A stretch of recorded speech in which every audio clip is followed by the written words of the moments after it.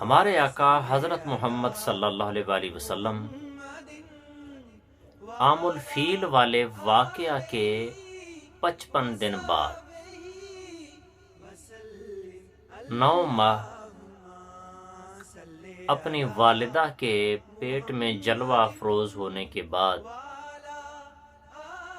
پیر والے دن صبح کے وقت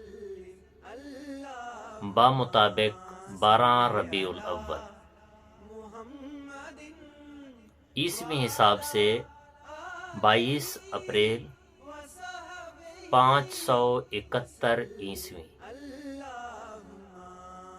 یکم جیٹھ 628 بکرمی کو اس دنیا میں جلوہ افروز ہوئی۔